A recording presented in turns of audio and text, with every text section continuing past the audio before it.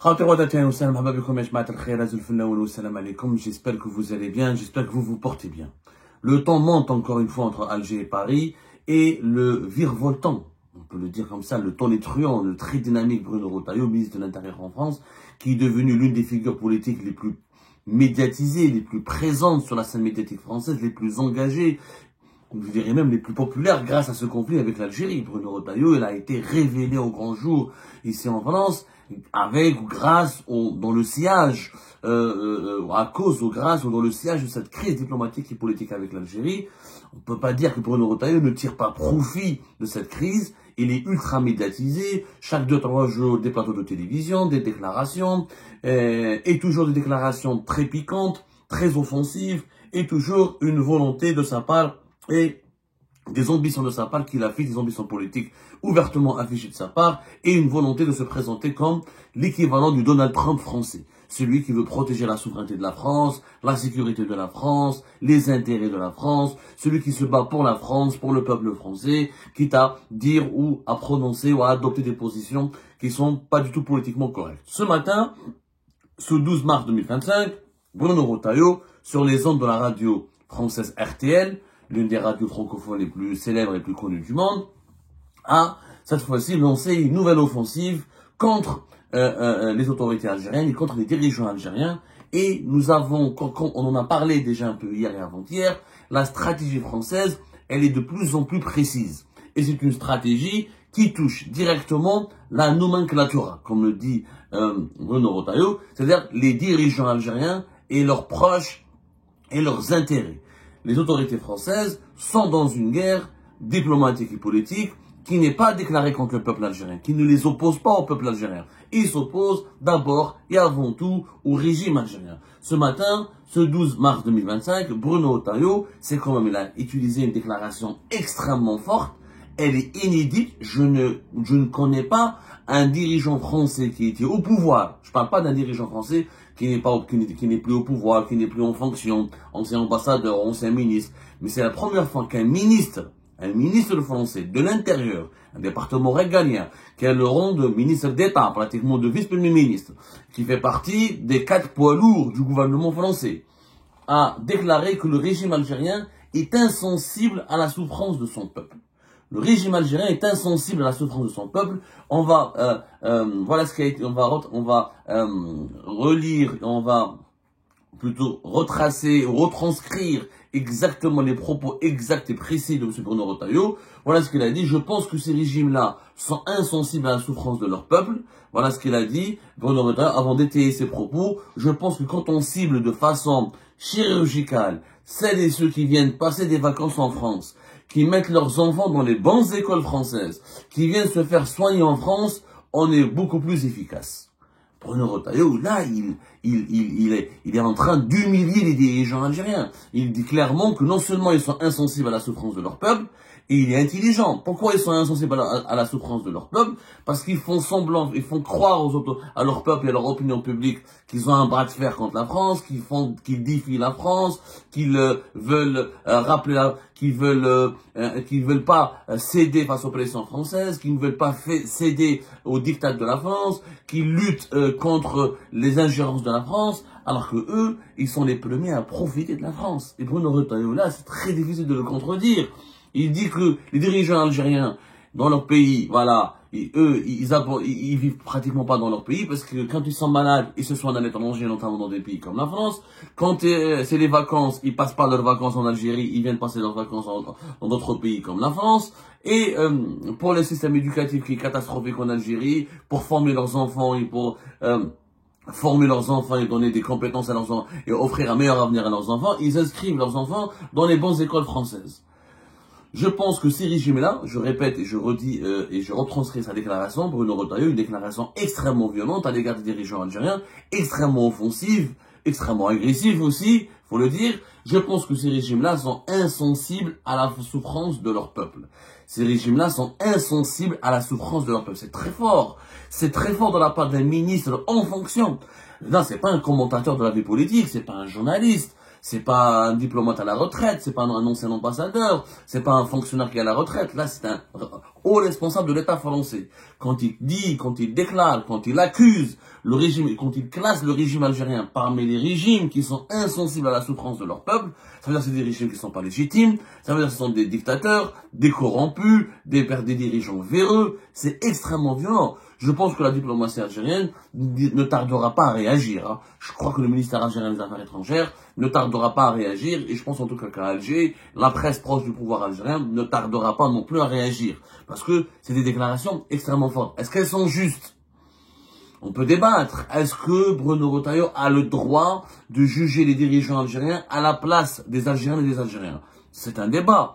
Je comprends celles et ceux qui vont dire oui. Moi, je dirais oui. Je dirais, il a le droit, comme il n'a pas le droit. Il a le droit parce qu'il est en conflit, il juge les dirigeants algériens parce que maintenant ce sont ses adversaires.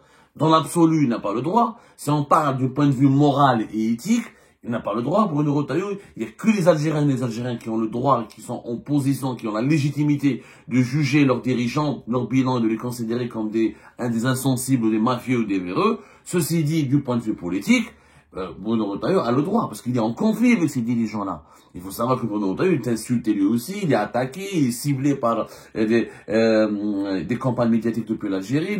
Abdel Majid Tebboune s'est attaqué à lui, le 2 février, lors d'une interview accordée dans les colonnes, publiée dans les colonnes de l'opinion, clairement les dirigeants algériens, clairement les autorités algériennes, dans leur conflit diplomatique avec la France, ils considèrent Bruno Retailleau comme un élément de déstabilisation de ces relations, un élément qui aggrave les tensions entre les deux pays, comme un problème. L'un des problèmes entre l'Algérie et la France, selon le pouvoir algérien, c'est Bruno Retailleau, le fait qu'il est ministre de l'Intérieur. On l'accuse d'être algérophobe, de pratiquer une politique anti-algérienne, hostile aux Algériennes et aux Algériens, hostile aux intérêts de l'Algérie. Il incarne le visage de la haine, il a de la haine à l'égard de l'Algérie. Mais là, Bruno Retailleau se défend bien, parce qu'il ne s'attaque pas il s'attaque pas à la population algérienne. Il dit clairement que nous voulons sanctionner que les dirigeants algériens. Celles et ceux ils parlent de façon chirurgicale, ciblés de façon chirurgicale. Ça veut dire qu'ils ont des noms. Ça veut dire que les autorités françaises ont, comme on l'a été révélé sur Algérie Part, ont dressé des listes de noms de dirigeants algériens qui viennent souvent en France, qui ont des intérêts en France, qui ont dans les membres de leur famille séjournent en France, étudient en France, se soignent en France, profitent de la qualité de la vie en France et qui seront ciblés de façon chirurgicale, c'est-à-dire de façon précise. Bruno Retailleau l'a dit aussi, cette riposte, nous allons la mettre comme nous l'avons décidé, sans précipitation, mais sérieusement en place. Donc c'est une menace directe. Une menace directe. Bruno Retailleau menace les dirigeants algériens. Il parle de les cibler un par un, chirurgicalement, pour qu'ils puissent plus venir passer en France, pour qu'ils ne puissent plus venir se soigner en France, pour que leurs enfants ne puissent plus venir étudier dans les écoles françaises. Cela signifie qu'il y aura un certain nombre de dirigeants algériens dont les épouses et les enfants ne pourront plus revenir, ne pourront plus entrer en France, ne seront exclus des écoles françaises ou des universités françaises et seront exclus des hôpitaux et des cliniques françaises. C'est quand même une mesure inédite. C'est le premier pays au monde, la France, qui va adopter des mesures de sanctions directes contre les dirigeants algériens. Les dirigeants algériens n'ont jamais été habitués, à l'exception des années 90, où il y avait un embargo sur l'Algérie, mais c'était plus un embargo sur les armes et les ventes d'armes, etc. La circulation des dirigeants algériens n'a pas été entravée, sauf quelques hauts gradés de l'institution militaire qui étaient menacés par des plaintes pour des crimes contre l'humanité, pour des crimes des crimes de masse, etc., comme le général Khaled Nazar et d'autres. Mais ça n'a jamais donné lieu à des cabales judiciaires ou des cabales médiatiques extrêmement puissantes. Même quand il y avait le Kitchuki, quand la presse française et la presse européenne et mondiale mettaient à la fin des années, juste à la fin des années 90, mettait en cause le mode de gestion de la décennie noire par les hauts responsables des services de sécurité et de l'institution militaire en Algérie.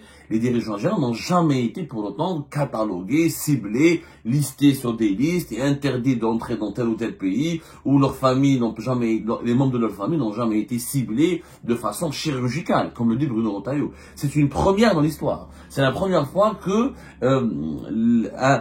l'État français, parce que Bruno Retailleau, c'est l'État, c'est le ministre de l'Intérieur quand même. Il a le rang, encore une fois, de vice-ministre. C'est un ministre d'État en plus.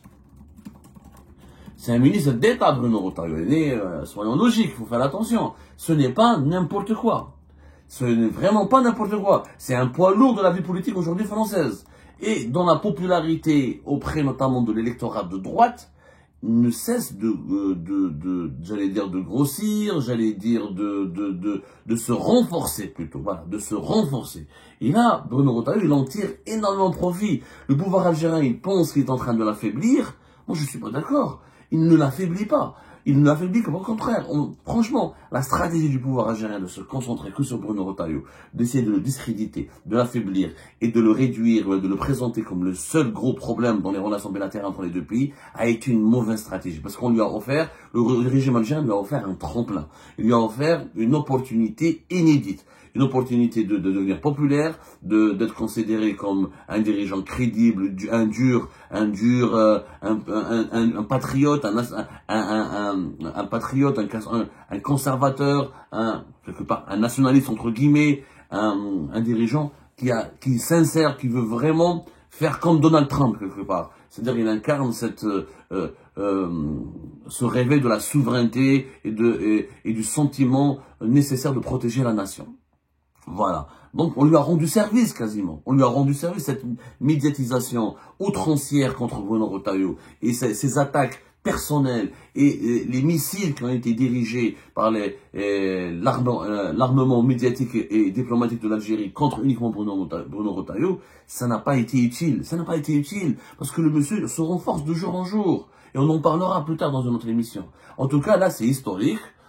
Nous avons donc un Bruno Retailleau qui a spécifiquement visé la nomenclature algérienne et il parle de retrait des facilitations de la nomenclature algérienne, des facilités offertes pendant de longues années à la nomenclature algérienne. C'est une déclaration, encore une fois, inédite. Elle est d'une violence sur le plan diplomatique aussi, c'est historique ce genre de déclaration. Encore une fois, je ne connais pas dans l'histoire, ou dans la chronique, ou la chronologie des relations bilatérales entre l'Algérie et la France, même dans les autres pays, des dirigeants, mais à part le Maroc, où les dirigeants algériens se font étriller régulièrement, mais parce que le Maroc et l'Algérie, c'est des rivaux et des ennemis depuis pratiquement de longues années, mais aucun grand pays, aucune puissance mondiale, n'a ciblé de façon aussi chirurgicale, aussi directe, aussi personnelle les dirigeants algériens.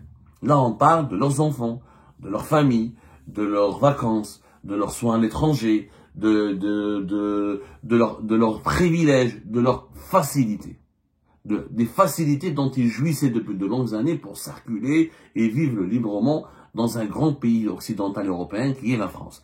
Quelle sera la réaction des dirigeants algériens? On verra, je suis sûr, il y aura un tsunami de réactions médiatiques, d'articles contre Bruno Retailleau, d'insultes, d'invectives et d'injures. Et encore une fois, je pense que c'était une erreur, cette diabolisation permanente de Bruno Retailleau, elle est en train de lui rendre service, puisqu'il ne cesse de monter en puissance, et grâce à l'Algérie, c'est même pas à cause de l'Algérie, on pensait que l'Algérie allait l'affaiblir, avec certaines décisions de la justice française qui l'ont désavoué, comme pour l'expulsion des influenceurs algériens comme Doualem. En réalité, il a été désavoué par la justice, mais il n'est pas désavoué par l'opinion publique qui le suit. Sa popularité, elle est de plus en plus importante. Je pense qu'on va voir une autre émission avec des chiffres beaucoup plus actualisés et des chiffres très précis pour que vous puissiez comprendre comment Bruno Retailleau surfe parfaitement sur les vagues